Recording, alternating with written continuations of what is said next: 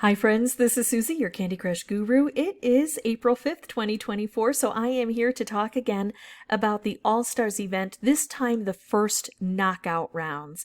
If you find these videos helpful, I'd ask that you consider liking and subscribing. So we're in the first knockouts phase. Am I going to play? Yes, I think so. But I'm not going to play right now. I have a specific strategy, so I'm going to reiterate that strategy for those who haven't heard it and tell you what I think are the pitfalls and the benefits. For me, the benefits are huge, so that's why I'm choosing this strategy. So let's take a look at things. If I play right now, if I play this level or any previous level. If I played this level, I get a 30 times multiplier. That's nice.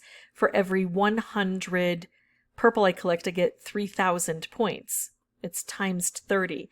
If I play this level, if I earn 100 purple, I only get credit for 100 purple.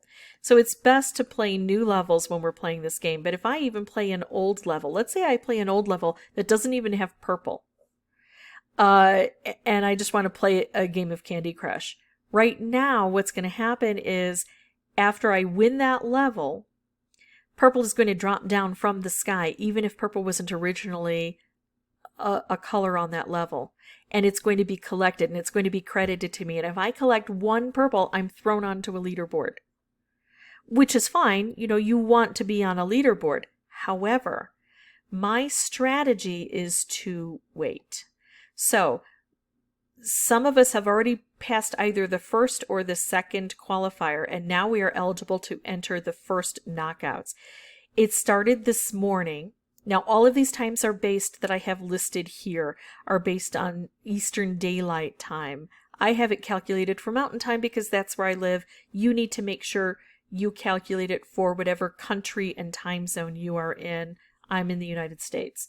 So, it started for me this morning. I had the opportunity to open it. I didn't accept that opportunity because it's not only going to go all day today, but also all day Saturday and Sunday and Monday. For me, it's going to end at 1 a.m. on Tuesday.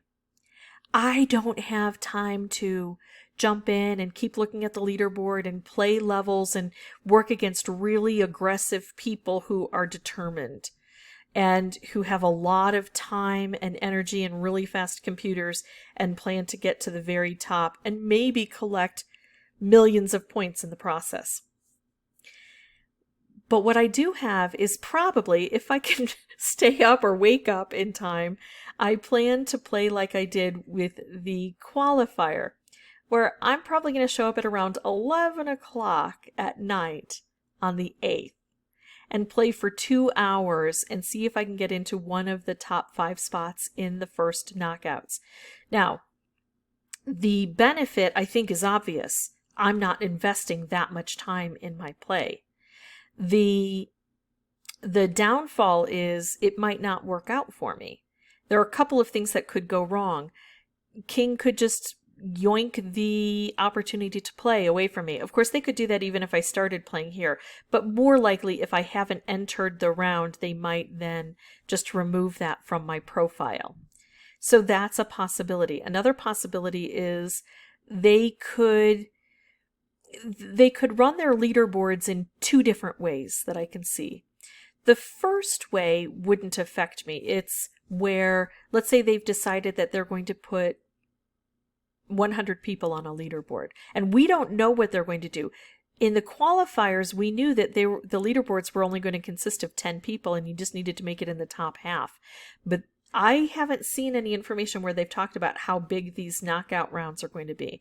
So let's just say it's 100 people per leaderboard. Okay, so what they could do is they open up a leaderboard. The first 100 people get put onto that leaderboard. So those are the people who started here, and they just keep making leaderboards like that. And they might have, 10,000 leaderboards here, and they might just keep filling up leaderboards. And so when I enter right about here in the evening, I may be on a leaderboard that just opened up or that people have been playing on for a little bit of time, but we're all going to be bunched in around the same time. That leaderboard option works really well for me, and I think that's what they have done in the past on these types of levels. So I'm banking on that. What they could do is they could say, listen, we have 1 million leaderboards, because there are a lot of people playing this. We have 1 million leaderboards available, and we're going to put the first person who enters on the first one and the millionth person who enters on the last one.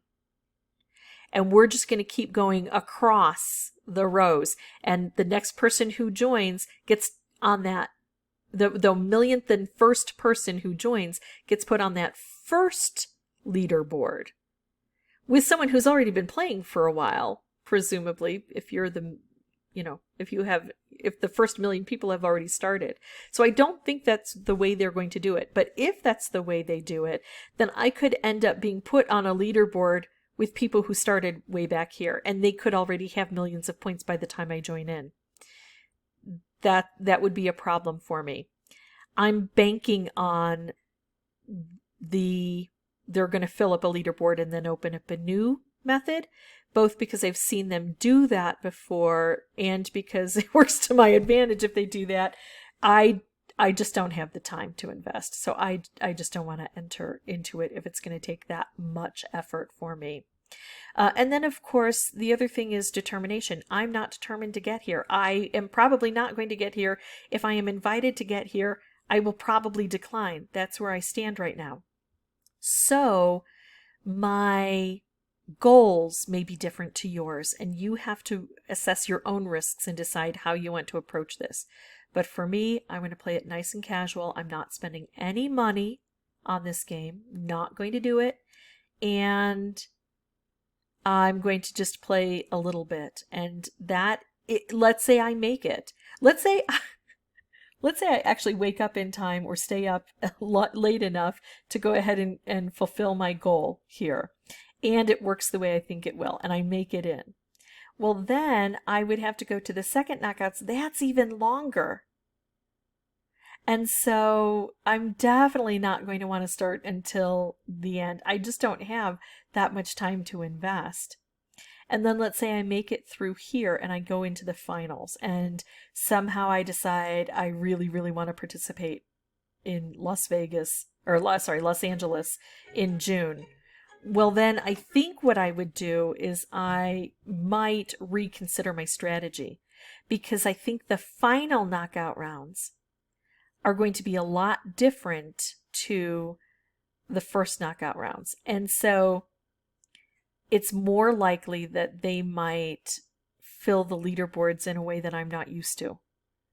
Still, I don't have the opportunity to play basically for a full week nonstop, almost, with only 6-hour breaks between the final knockout and the second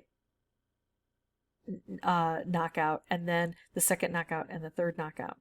I don't have the stamina to be that aggressive. So if by some miracle I make it through the second knockout round, I'll probably still employ the same strategy for the final knockout rounds. And we'll just see how far I go. And again, that's if I remember to play. Sometimes in these events, I just forget to play. Yeah. But I will try to keep you abreast of what I'm doing. I'll try to give you updates more for yourself than for me, because I want you to remember what your commitment is. And if you wanted to join in, I'm going to remind you maybe on the 8th. Don't forget, if you're using my strategy, tonight is when we have to stay up and take care of things. That's what I'm going to try to do for you. If you have any questions or comments, feel free to put those below. As always, thank you so much for watching. And if you want to include your progress, I would love to hear how you're doing. Bye-bye.